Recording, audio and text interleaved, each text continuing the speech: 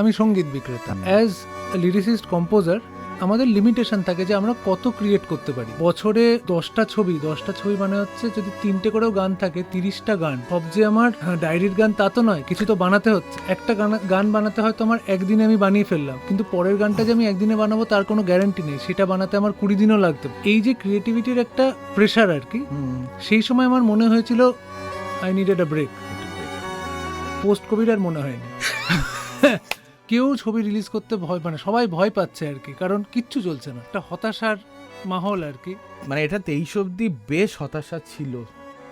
হঠাৎ করে আলাদা আলাদা পিকড আপ। আমি একটা ভিডিও করে আপলোড করেছিলাম বাড়িতে বসে অ্যাকোস্টিক গিটার বাজিয়ে, যেরকম সাধারণত করে থাকি বাড়ির টি শার্টে, মানে খুব অর্ডিনারি একটা ভিডিও। সামহাও ওইটা মানুষের ভীষণ ভালো লেগে গেছিল এবং ওই রিলটা ভাইরাল হয়। ছবি স্টার্ট হয়ে গেছে এবং ছবি রিলিজ হয়ে গেছে এবং ছবি মারাত্মকভাবে চলছে, গান মারাত্মকভাবে শুনছে লোকে, এবং it became one of the biggest successes of 2023। Hello and welcome টাটকা টলিউড পডকাস্টে সবাইকে আরেকবার স্বাগত। নতুন এপিসোড, নতুন গেস্ট, নতুন আড্ডা, আর সঙ্গে রয়েছি অবভিয়াসলি আমি অরিন্দম। সবাইকে বলে রাখি, যদি ভালো লাগে আমাদের এই আড্ডা সেশন, প্লিজ আমাদের সাবস্ক্রাইব করবেন। তো আর কথা না বাড়িয়ে ডিরেক্টলি আমরা শুরু করছি টাটকা টলিউড পডকাস্টের নতুন এপিসোড। আর আজকে আমাদের guest composer, music director, lyricist, singer and আমার খুব প্রিয় বন্ধু অনুপম রয়। ওকে, ওয়েলকাম অনুপম টাটকা টলিউড ক্যাফেতে। কিরকম নিজেরই কিরকম মনে হচ্ছে যে ঠিক আছে তো সবকিছু, মানে আমি আজকে অনুপমের সঙ্গে। হ্যাঁ, আমি ভাবতেই পারছি না, মানে প্রথম কোশ্চেনটা তো এরকমই ছিল যে অরিন্দম আমার সাক্ষাৎকার নিচ্ছে। সর্বনাশ, এটা ভেবেছিলাম আর কোনোদিন হবে না। মানে কিরকম অবস্থা, এটা ভাবতে হলো। ওকে, এনিওয়েজ 16 বছর বাদে আবার অনুপমের সঙ্গে, ঠিক 16 বছর ধরে চলছে।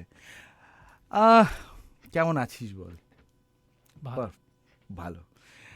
আর অনুপমের একটা কমন জিনিস আছে, এখন যেই টাইমে আসুক অনুপমকে একটা জিনিস মানে কমন পাই, যে খেয়ে দে, পেট ভর্তি করে খেয়ে দে, তারপর আসে। মানে আজকেও তাই ছিল না। আমি দুপুরের স্লটটাই প্রেফার করি আর কি, যাতে লাঞ্চটা বাড়ি থেকে করে বেরোতে পারি। মানে এই যে স্বাস্থ্য সচেতনতারা, তার পেছনে বোঝা যাচ্ছে যে কতটা পারফেক্টলি নিজেকে, না অ্যাটলিস্ট মানে দুপুরের খাওয়াটা বাড়িতে হলে, ও বেলাটা যা হোক আর কি, কিন্তু লাঞ্চটা বাড়িতে হলেই ভালো। পারফেক্ট, মানে বাড়ির খাবারটা অনুপমের সবচেয়ে বেশি প্রিয়, শুট করে।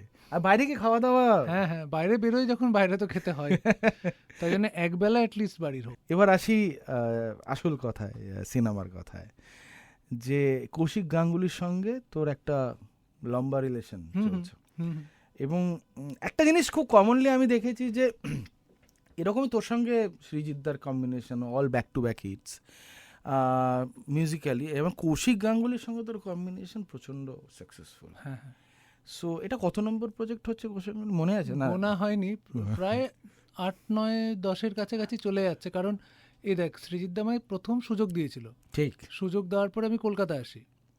ইয়েস, কলকাতা আসা মাত্র যে কজন পরিচালক আমার সঙ্গে যোগাযোগ করেছিল, একটা তো হরনাথদার চলপাল্টাই করেছিল, হ্যাঁ, ও ইমিডিয়েটলি আফটার দ্যাট। হ্যাঁ, আর সেই বছরই 2011-তেই কিন্তু কৌশিক দা আমার সঙ্গে যোগাযোগ করে একটি ছবির জন্য, রং মিলান্তি। এমন একটা ছবি যেটা সব গানই প্রায় হয়ে গেছিল, বাট সামহাও কৌশিক দা আমাকে as a part of the team incorporate করার জন্য সেই ছবিটার কাজ দেয়, এবং দ্যাট ওয়াজ দ্য জার্নি। সেখান থেকে চলতে থাকে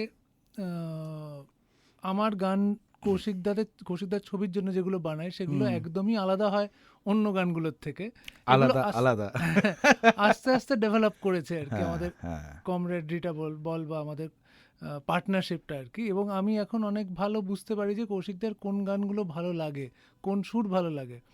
মিউজিক্যালি যদি বলতে হয়, মাইনার স্কেলের গান যদি হয়, কোমল গা যদি থাকে, তাহলে কৌশিকদার ভালো লাগার একটা চান্স থাকে। এইটা মানে লুক, এটা একটু যারা একটু ডিটেলসে আমি জানতে চাইবো, যারা আজকে শুনছে, মাইনার স্কেলের যদি গান থাকে তাতে কৌশিক গাঙ্গুলির প্রেফারেন্স খুব বেশি থাকে। মানে আমিও তো শোনাই, আমারও তো সব ডিরেক্টররা ক্লায়েন্ট আর কি, যদি ধরা যায়। এবার ক্লায়েন্টকে আমি প্রেজেন্টেশন দিচ্ছি, হ্যাঁ আমার গান শোনাচ্ছি, হ্যাঁ জাস্ট লাইক আ কর্পোরেট আর কি ব্যাপারটা। এবার এই ক্লায়েন্ট প্রেজেন্টেশনে কাকে কোন ক্লায়েন্টের কি ভালো লাগতে পারে, ইয়েস কৌশিক দা এমন একজন ক্লায়েন্ট যাকে আমি বেশি মাইনর স্কেলের গান শোনাতে পছন্দ করি, কারণ জানি যে এর মধ্যে থেকে কোনো একটা ভালো লাগবে। মানে এই ক্লায়েন্ট স্পেসিফিকেশনটা অনুপম খুব ইউজ টু। একটা দারুণ জিনিস বললো যে এখানে আমাদেরকে সবসময় কিছু না কিছু বিক্রি বা সেল করতেই হচ্ছে, যে যেই প্রফেশনে থাকি। আমি সঙ্গীত বিক্রেতা, আমি সঙ্গীত বিক্রেতা, আর আমি হ্যাঁ মানে আমরা ইন ডিফারেন্ট ফর্ম। ডিফারেন্ট ফর্মে আমরা সবাই সঙ্গীত বিক্রেতা। এখন অর্ধাঙ্গিনী এবং আজও অর্ধাঙ্গিনী একটা জার্নি। অর্ধাঙ্গিনীর প্রচণ্ড ভাবেই সফলতা পেয়েছি, মিউজিক তো আলাদা করে বলবার আর কিছুই রাখে না। নাও সাউন্ডস্কেপটা কীভাবে একই রকম মাথায় রাখা হয়েছিল, নাকি you wanted to create something different? Because অর্ধাঙ্গিনীর গান আজও ফিভার এফএমে এবং সোশ্যাল মিডিয়াতে প্রচণ্ড সাকসেসফুল। অ্যান্ড তারপরে মজার গল্প আছে এগুলোর, সেগুলো বলি একটু শুনি। 5খানা গান তো নতুন সিনেমায়? হ্যাঁ, আর আজও 4খানা, দুটো নতুন আর মানে দুটো নতুন, তাতে একটা ভার্সন, তাহলে ও 3টে হয়ে একটা গেল। ভার্সন আছে, ইয়েস ইয়েস আর আরেকটা পুরনো গান, নতুন Recreate. একটা ভার্সন। সেগুলো এখনো আসেনি। সেটা এসে গেছে, লগ্নর যে গানটা বেরিয়েছে, শরীর ভালো নেই, ওটা তো ও আমার এক্স্যাক্টলি, ওটা আমরা সবে চালু করেছি বাজানো, অ্যান্ড ফ্যান্টাস্টিক। ওটা তো অর্ধাঙ্গিনীর গান ছিল, অর্ধাঙ্গিনী। আমার কণ্ঠে ছিল। এবার একটা ফিমেল ভার্সন ট্রাই করা হলো। ফ্যান্টাস্টিক। তো আমি একটু শুনি না। হ্যাঁ, অর্ধাঙ্গিনী 2019 সাল আমার মনে আছে। কৌশিকদা সেপ্টেম্বর মাসে বললো এরকম একটি ছবি করছে, গান করতে হবে। আর 2019-এ আমার সেই সময় 6টা-7টা ছবি একসাথে চলছে, আরও 4টে পাইপলাইনে ছিল, মানে ইনফ্যাক্ট 10-12টা ছবির কাজ একসঙ্গে চলছে। আমি কৌশিকদাকে বললাম এইবারটা আমায় বাদ দাও, আমি পরের ছবিটা করছি, কারণ আমি পারবো না আর কি। এবং আমার মনে আছে এটা হচ্ছে 2019-এ আমরা আমেরিকা যাচ্ছি, তার আগে ঠিক, কারণ আমি 3 সপ্তাহ 4 সপ্তাহ থাকবো না, কাজটা করব কখন? কৌশিকদা বললো যা হোক করে করে দে, যা হোক। এবং আমি না বলেও লাস্ট মোমেন্টে কৌশিকদাই তো, তাই জন্য যা করে করাও যাবে না। হ্যাঁ ঠিক আছে করি। এবার ভাগ্যের এমন পরিহাস যে আমার সেই সময়কার কাজের প্রেশার 2020-তে হাফ হয়ে গেল। তার একটাই কারণ হলো কোভিড। কারণ 2020-র মার্চে যে কোভিডটা এলো, আমার তো ডেলিভারিগুলো হয়ে যাচ্ছে, নতুন কাজ তো ঢুকছে না। হ্যাঁ মানে ফানেল এবার ডেলিভার তখন হচ্ছে, খালি হচ্ছে। আমার দেখছি যে অর্ধাঙ্গিনী তো আরামসে করতে পারছি আমি, কারণ তখন প্রেশারই নেই কোনো। সেই নেই। 2020 পুরো কোভিডের মধ্যে বোধহয় রেকর্ডিংও হয়েছে, স্টুডিও বন্ধ সব, সে যে কিভাবে হয়েছে। তারপর ডেলিভারি তো হয়ে গেল, রিলিজ কি করে হবে? 2021-এও হল বন্ধ, 2022-এও হল বন্ধ, 2022-এ বোধহয় ভোট, 2022 ইয়েস ভোট ছিল, মানে 21-22-এ। হ্যাঁ অশান্তির চূড়ান্ত। 21-এ ভোট ছিল না 22-এ ভোট ছিল? আমার মনে না, না, আমি ভুল বলছি। 21 এপ্রিল ভোট ছিল। 2021-এর ভোট ছিল, হ্যাঁ হ্যাঁ। সেবার নয়, 2022-এও পারলো না রিলিজ করতে, 2023-এ এসে কেউ ছবি রিলিজ করতে ভয়, মানে সবাই ভয় পাচ্ছে আর কি, কারণ কিচ্ছু চলছে না, কিছুই চলছে না, একটা গান চলছে না, একটা ছবি চলছে না, একটা হতাশার মাহল আর কি। মানে এটা 23 অবধি বেশ হতাশা ছিল। হঠাৎ করে আলাদা আলাদা পিকড আপ। আর সেটা মানে হয়েছে যে যখন গানটা বেরিয়েছে তখনও সেরমভাবে কেউ মন দিয়ে শোনেনি। আমি একটা ভিডিও করে আপলোড করেছিলাম বাড়িতে বসে, অ্যাকোস্টিক গিটার বাজিয়ে, যেরকম সাধারণত করে থাকি বাড়ির টি শার্টে, মানে খুব অর্ডিনারি একটা ভিডিও। সামহাও ওইটা মানুষের ভীষণ ভালো লেগে গেছিল এবং ওই রিলটা ভাইরাল হয়। ওই রিলটা ভাইরাল হতে হতে ততদিন ছবি স্টার্ট হয়ে গেছে এবং মানে ছবি রিলিজ হয়ে গেছে, এবং ছবি মারাত্মকভাবে চলছে, গান মারাত্মকভাবে শুনছে লোকে, এবং ইট বিকাম মানে one of the biggest successes of 2023। মানে সেই সাকসেসটার জন্যই হয়তো আমরা এইবার 2023 তো হয়ে গেল, সমস্যা হলো 2026 2025 এসে কৌশিকদা বলছে আবার এটার একটা কিছু করবে এবং আবার গান চাই। এবার যখন আলাদা আলাদা বানিয়েছিলাম তখন তো জানতাম না এই গানটার এতটা পোটেনশিয়াল আছে বা এই গানটা এরকম জনপ্রিয় হবে। এইবার প্রেশার যে এবার আগের বারের মতন হবে তো, তা সেরকম 2টি নতুন গান নিয়ে, আর বাকি সবকটাই ভাঙা গান বলা যেতে পারে, ভার্সন রিক্রিয়েশন, সেই নিয়ে আমরা আজও অর্ধাঙ্গিনীতে আসছি। তো এইটা মানে মিউজিকের কাজটা কি এই বছরই মানে গত sorry, বছর। গত বছর গত বছর থেকে শেষ হয়েছে। গত বছর থেকেই হয়েছে। এবং মানে মানে আমরা গানগুলো বেশি দিন হয়নি ব্রেক করেছি এবং প্রত্যেক কটা ডুইং ফ্যাবুলাস রেসপন্স আমরা Thank you, পাচ্ছি। thank you. বিশেষ করে আশা করছি আমরা যতটা মানে আমি 10 তারিখের আগে আমরা বাকি আরও নতুন রেটগুলো আমরা পেয়ে যাব। তো সুতরাং ইয়েস, ভালো গান আমাদের দরকার।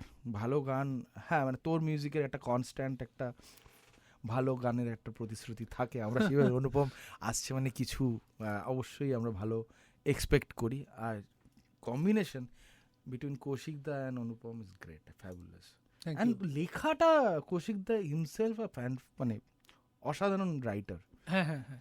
কৌশিকদা অনেক শব্দ সাজেস্ট করে, অনেক শব্দ বিভ্রাট হয় মানে কৌশিক দা। আমাদের তর্ক বিতর্ক চলে যে এটা কি ইনফ্যাক্ট এই ছবিতেই একটা গান আছে হ্যাঁ, কত দূরে বলে, সেটা ইমন গেয়েছে। আচ্ছা, সেটার প্রচুর অংশ কৌশিকদা পাল্টেছে, আর আমারই লেখা গান আমিও পরবর্তীতে প্রচুর অংশ পাল্টেছি। ওই গানটার মজা হলো, ওই গানটা আজ এটা 2026, তো এটা হুম। বোধহয় 2008 বা 7-এ লেখা, মানে গানটার বয়স হয়েছে 18 বছর বয়স হবে গানটার, ব্যাঙ্গালোর শহরে লেখা গান। আমি প্রসঙ্গে বলি, যখন আমার সঙ্গে অনুপমের প্রথম পরিচয় হয়, তখন পরিচয়ের কেন্দ্রবিন্দু যে ছিল, সে আমাকে একটা বড় অ্যালবাম, শেখা সুজিত মুখার্জি ঘন্টার পর ঘন্টা একটা অ্যালবাম শোনায় তার বাড়িতে। এবং অনুপমের প্রচুর গান নিয়ে আমরা তখন ঘুরেছি। তো অনুপমের আর মানে ব্যাঙ্গালোর শহরে সৃষ্টি গান আজও চলছে, আগামী দিনেও সেটাই আমি হয়তো ভাবছি যে থাকবে। মানে ওইগুলোই ফোড়ায়নি এখন অবধি, তো নতুনগুলো তো কবে যে শেষ হবে কে জানে। অসাধারণ। এটা কিন্তু একটা পাওয়া, যে আমরা অনেকগুলো হয়তো শুনেছি, হয়তো আরও পাবো। তো 2008-এর সৃষ্টি গান। হ্যাঁ, সেই সৃষ্টির মনে হলো যে এই শব্দগুলো সেই সময় লিখেছি, এখন তো মনে হচ্ছে একটু ম্যাচিওর করেছি, তো এটা যদি পাল্টানো যায়, এটা পাল্টানো যায়, এরকম করে একটা গানটা দাঁড়িয়েছে আর কি। এবার তো মানে এরকম সময় কোনো সময় মনে হয় যে পুরোনো কাজ দেখে এ বাবা এটা একটু বোকা বোকা হয়ে গেছে, এরকম? হ্যাঁ, হ্যাঁ, প্রচুর মনে হয়। মানে চেঞ্জ করিস? যদি ক্ষমতা, যেটা রিলিজ হয়ে গেছে, যেটি বেরিয়ে গেছে, সেটাকে আর কিছু সেটা ফেরানো করা যায় যাবে না, না, হ্যাঁ। কিন্তু যেটা আমার হাতে আছে সেটা কনস্ট্যান্ট চেঞ্জ হতে থাকে।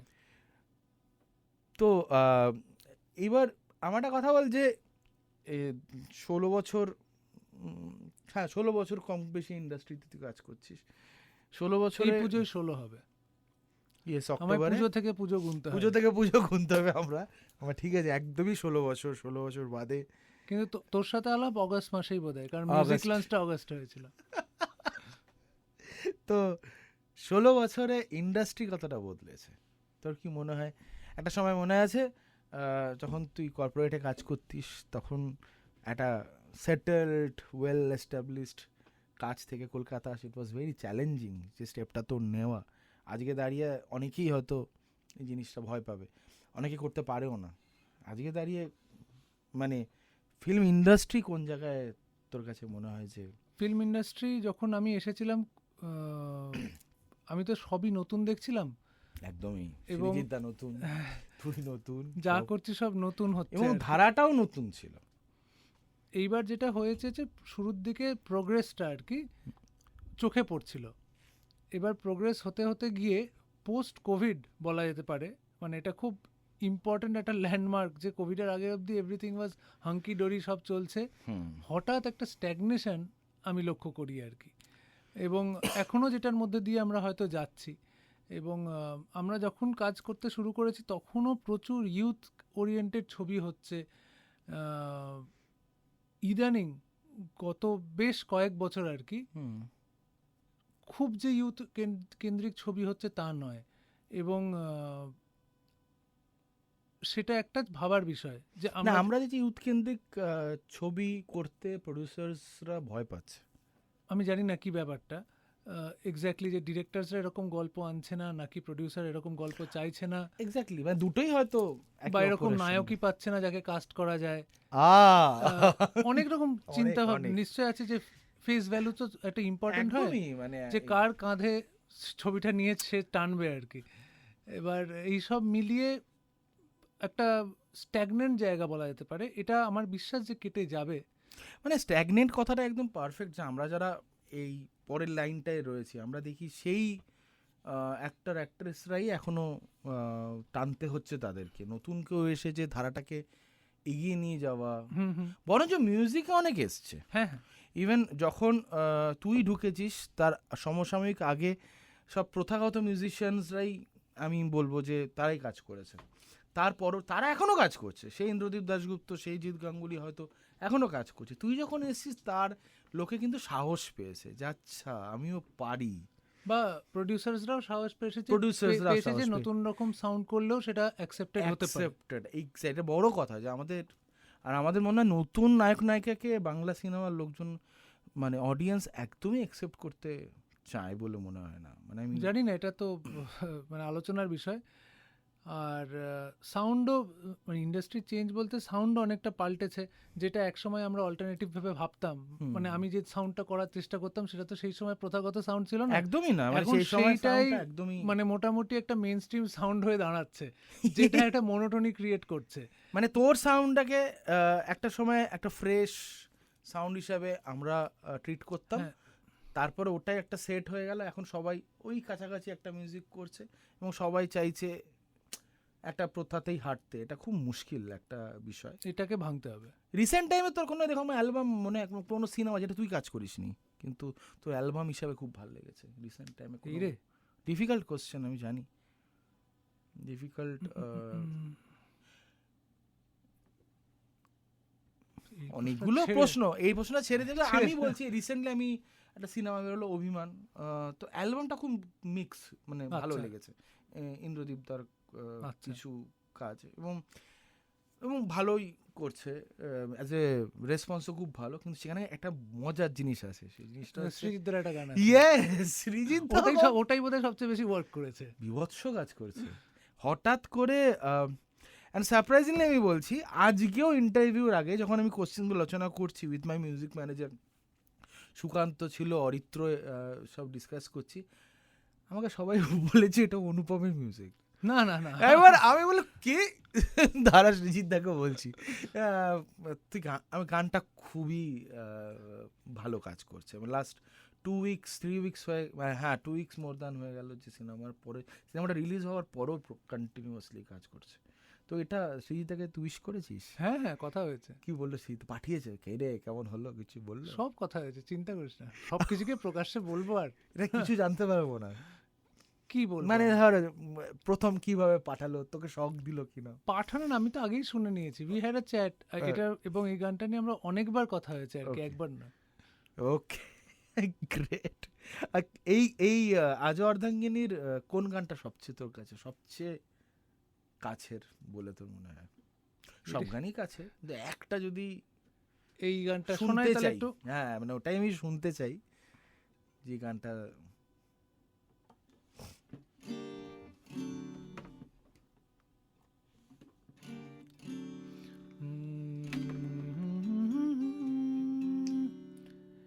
এই গানটার নাম হচ্ছে তুমি মনে হয় চলে যাবে। এটা 2021-এ লেখা। এটা কৌশিকদার পছন্দ ছিলই, এবার ছবিতে জায়গা পেয়েছে। মানে তখন তৈরি হয়েছিল 2021, হ্যাঁ। এবার সেই সময় এমনি তো আড্ডায় অনেক গান শোনানো হয়, হ্যাঁ এক্স্যাক্টলি। তার মধ্যে এটা কানে লেগেছিল আর কি। বললো যে এটা তৈরি হয়েছিল না, এটা এখন এখানে চাই। ফ্যান্টাস্টিক, শুনি। তুমি মনে হয় চলে যাবে, ফেলে রেখে সব এভাবে, পড়ে ফেলা যায় চোখের ভাষায়, তুমি আর নেই ভালোবাসায়।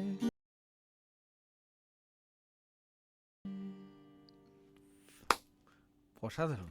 আমার মনে হয় দিন, মানে প্রতিদিন তোর গান মানে আরো ভালো হচ্ছে, যেন মানে as a তাই হয়। গায়ক। ও অ্যাজ গায়ক As a বলছি, গায়ক। আচ্ছা আচ্ছা, আমার মনে হয় যে না না, মানে মিউজিক তো ঠিক আছে, মানে সেটা তো সেটা যেন অগ্রগতি হয় থাকবে। আর কি, কারণ সব কার্ভেরই একটা লিমিট থাকে, না রে, একটা মানে স্যাচুরেশন থাকে। অনেস্টলি আমার মনে হয় যে তুই আরো ভালো গান গাইছিস, এখন শুনতে আরো ভালো লাগে। সেদিনও ভালো লাগতো, আজ আরো ভালো লাগে। মানে এটা আমার জন্য খুব, মানে বন্ধু হিসেবে আমার জন্য খুবই একটা স্যাটিসফ্যাক্টরি ব্যাপার। Thank you. হিন্দিতে কোনো কাজ অনেকদিন তোর আসেনি, তুই কি চেষ্টা করা ছেড়ে দিয়েছিস? না না, আমার কাজ পুরো জমা আছে, আমার হাতে তো থাকে না এগুলো।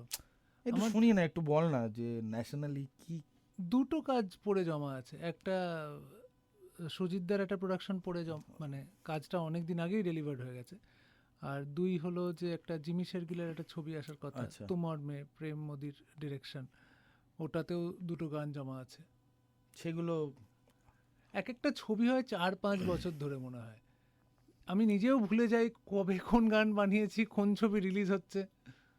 মানে আজকেও দাঁড়িয়ে আমি ইনফ্যাক্ট গত সপ্তাহে আমাদের মিউজিক অ্যানালাইসিস হয় এবং আমরা যখন করি কোন গানগুলো বাজাবো, মানে আমি জাস্ট এমনি তো র্যান্ডাম বাজিয়ে দিতে পারি না, কোনো একটা গানের একটা ফর্মুলা আছে, এই আছে, কেন বাজাচ্ছি। আজকেও দাঁড়িয়েও পিকু বেজুবান বা এই গানগুলো এত প্লে আউট হয়, not Kolkata, across the country. আমি জন্য ভাবলাম কোশ্চেনটা করবো, মানে তুই কি আমাদের ন্যাচারালি মনে হচ্ছিল ওভারঅল সব এই কোভিডের পরে প্রত্যেকটা ইন্ডাস্ট্রি কিন্তু হিট, এন্টারটেনমেন্ট মানে হিট বলতে ম্যাসিভলি হিট আর কি, যে এখানে কাজকর্ম ভীষণ কমে গেছে এবং পিপল আর মানে industry is not doing as well যেটা গত ডেকেডে কাজ করেছে। কাছাকাছিও নয়, মানে আইনক্স জাতীয় যে চেঞ্জগুলো রয়েছে, স্ট্রাগলিং মানে এবং এগুলো তো সব কিছু দেশের ফিনান্সিয়াল অবস্থা, আমাদের মানুষের ফিনান্সিয়াল অবস্থা, ইকোনমি সব জড়িত। এবং এটা ঠিক মানে একটা ঠিক হলে তখন চেন রিয়াকশনে টাক টাক টাক টাক করে সব পড়বে আর কি। মানে সবই, মানে আমরা প্রত্যেকেই একটা চেঞ্জেসের মধ্যে দিয়ে যাচ্ছি, পারিপার্শ্বিক waiting for things to become stable, waiting for things to improve আর কি। দেখা যাক কি ইমপ্রুভ হয়। আমাদের কাজ একটাই যে আমরা নো কমপ্লেন্স, কাজ করে যাও, কাজ করে যাও। গানের ইমপ্রুভমেন্টটা সবসময় কনস্ট্যান্ট, নিজের কাজের ইমপ্রুভমেন্ট করা যায়। আর মানে বাংলা ইন্ডাস্ট্রি ইমপ্রুভ হবে কি মনে হচ্ছে? কঠিন কোশ্চেন করে ফেলছি, খুবই কঠিন প্রশ্ন আর কি। না এটা একটু মানে এটা একটু আপলিটিক্যাল উত্তর না, মানে যাই হোক, যা মনে হচ্ছে একটু উত্তর নেব যে কি মনে হচ্ছে, মানে একটু বেটার হওয়ার চান্সেস আছে না, কিন্তু বেটারই ছিল, যা হচ্ছে সেটাই ঠিক আছে। না, আমাদের কাজের না একটু মানে যে কাজগুলো প্রডিউসড হচ্ছে সেটা একটা ভ্যারাইটি লাগবে এবং আমাদের ইউথকে টার্গেট করতে হবে, যেটা আমি বারবার বলছি যে ইউথ যদি ছবি দেখতে না আসে, ইউথ যদি গান না শোনে, তাহলে কিন্তু there is a problem in the industry. এবার সেইটা আমাদের মোটিভেট করতে হবে, সেইটা আমাদের কাজ আর কি, যে আমরা যারা ক্রিয়েটার্স, আমরা যারা তৈরি করছি, আমরা যেন সেরকম কন্টেন্ট আনতে পারি। তুই কিন্তু কনস্ট্যান্ট নিজের সিঙ্গেলসও বানাচ্ছিস। আমি কনস্ট্যান্ট বানি, হ্যাঁ বানাচ্ছে, মাঝে মাঝে আমাদের পাঠায়, মাঝে মাঝে পাঠায় না। যখন কালকে পাঠায়নি না, তাই জন্য দুঃখ হয়েছে আমাদের। আমি দেখি যে অনুপমের গানগুলো, কিন্তু বলছি দিলেই বাজাবো আমরা। তো এখন তুই প্রপারলি একটা দেখছি সিস্টেমেটিক ওয়েতে তুই সিঙ্গেলস গুলো। হ্যাঁ, কারণ এই বছর আমার অ্যালবাম আসছে পুজোয়। পুজোতে অনুপমের অ্যালবাম, অনেক, আরে কনগ্রাচুলেশন, অনেকদিন বাদে। Thank you. অ্যালবামের নাম ব্যথা নেই। এবার সেই ব্যথা নেইরই বিভিন্ন গান প্রত্যেক মাসে রিলিজ করছিলাম, মধ্যে ভোট পড়ে গেল, দেখি কোনো ট্র্যাকশন নেই, তখন আমার রিলিজ করিনি। তখন সেই মাসটা গ্যাপ গেছে, তারপরে ভোট শেষ হতেই আর কি ভোট শেষ হতেই আবার গান রিলিজ করতে শুরু করেছি। তো আমরা কবে পাবো জানি না, কিন্তু আমি বলে রাখলাম, আমি তোকে বাড়ি গিয়েই পাঠাচ্ছি, আমরা চালাবো। মিউজিক ম্যানেজার সুকান্ত সামনে, সুকান্ত বলে রাখলো যে গানগুলো এনওসি সমেত আমরা পেয়ে যাবো। And love to play music ভিডিওগুলো দেখলাম যে বেশ কিছু হচ্ছে। লাস্টেরটা আমি দেখতে পাইনি, যেটা মানে সৌরসিনী রয়েছে, দেখতে পাইনি, বাদ বাকিগুলো আমি সব দেখেছি। এখন অনুপমের কাছ থেকে সবসময় আমরা কিছু নতুন এক্সপেক্ট করি অ্যাজ এ মিউজিক। তো এইবার পুজোতে ওই গানটা, কটা গান আছে অ্যালবাম? 8টা ঢেলে দিয়েছি। ফ্যান্টাস্টিক। এবার একটা ট্রেন্ড আসছে, যেটা অনেকেই আছে যে একটু ব্রেক নিচ্ছে, অবসর নিচ্ছে। এই ট্রেন্ডটা একটু, যদিও মেনলি অরিজিৎ সিং বা প্রীতম দায় এইসব ধরনের যারা প্রচুর কাজ করে, তারা একটা ব্রেক নিয়েছে। এটাকে তোর প্রচুর কাজ, মিথ্যা মানে টাচউড আরও হোক, আরও হবে, কিন্তু কোনো সময় মাথায় আসে যে ব্রেক নেওয়াটা ভালো? ওই 2019-এর কথা বলছিলাম, যখন আমি আর ছবি নিতে পারছিলাম না, কারণ অ্যাজ লিরিসিস্ট কম্পোজার আমাদের লিমিটেশন থাকে যে আমরা কত ক্রিয়েট করতে পারি। বছরে 10টা ছবি মানে হচ্ছে যদি 3টে করেও গান থাকে, 30টা গান। আর সব যে আমার ডায়েরির গান তা তো নয়, কিছু তো বানাতে হচ্ছে। একটা গান বানাতে হয়তো আমার একদিনে আমি বানিয়ে ফেললাম, কিন্তু পরের গানটা যে আমি একদিনে বানাবো তার কোনো গ্যারান্টি নেই, সেটা বানাতে আমার 20 দিনও লাগতে পারে। এই যে ক্রিয়েটিভিটির একটা প্রেশার আর কি, সেই সময় আমার মনে হয়েছিল আই নিডেড আ ব্রেক। একটু ব্রেক। পোস্ট কোভিড আর মনে হয়নি, পোস্ট কোভিড মনে হয়নি যে আমার ব্রেক দরকার। ইনফ্যাক্ট দাঁড়িয়ে দিয়েছিল পুরো। হ্যাঁ, মানে আমি যে কনসার্টগুলোকে টেকেন ফর গ্রান্টেড ভাবে নিয়েছিলাম, যে হ্যাঁ ঠিক আছে বর্ধমান তো যাবোই, কল্যাণী তো যাবোই, সোজ তো হবেই, বললো না বস হবে না। আর সেটা লং মোর দেন ইয়ার, 2.5 years 3 years, এবং মানে কি যে গেছে আর কি। হ্যাঁ প্রবাবলি 2024 থেকে একটু ইজ হয়েছে, 24 থেকে, হ্যাঁ। এবং তারপরে আমাদের রাজনৈতিক অ্যাটমসফিয়ারটা এমন হয়ে রয়েছে যে কোনো সময় স্টেবিলিটি পাই না, যে এই সব কিছু গান বাজনা সংস্কৃতি না সব হবে, আগে বেসিকটা আগে স্টেবিলিটি ঠিক থাকতে হবে। সেইটা যে মুহূর্তে স্টেবল হবে থিংস উইল স্টার্ট ফ্লোয়িং। এবার এই দশকটা পুরো ঘাঁটা চলছে আর কি। হ্যাঁ মানে শুধু এখানে বলে নয়, আমি মনে হয় অ্যাক্রস দ্য গ্লোব একটা ঘাটা জিনিস এই যুদ্ধ লেগে মানে যা তা অবস্থা। এবার সেটার কি বলছিলাম, ব্রেকের কথা বলছিলিস। ব্রেক মানে পজ। আমার ডায়েরিতে এই মুহূর্তে দাঁড়িয়ে 700 গান পড়ে আছে, যার মধ্যে থেকে আমি হয়তো 250 গান রিলিজ করতে পেরেছি বিভিন্ন ছবি অ্যালবাম মিলিয়ে। বাকি 550 গান তো রিলিজ করতে হবে এখনো, মানে আজকের দিন আমি যদি গান বানানো বন্ধও করে দিই, সুতরাং আমার ব্রেক নেওয়ার কোনো চান্স নেই, এবং I don't want to take a break. কেন ব্রেক নেবে? ব্রেক নিলে আমরা বা কোথায় যাব? That is the very big question. সিনেমার কথায় আসছি, অর্ধাঙ্গিনী আরেকটা গান আমি শুনতে চাইবো। আর তৃতীয় হচ্ছে শুধু শুনবার আগে অর্ধাঙ্গিনীটা দেখেছিস?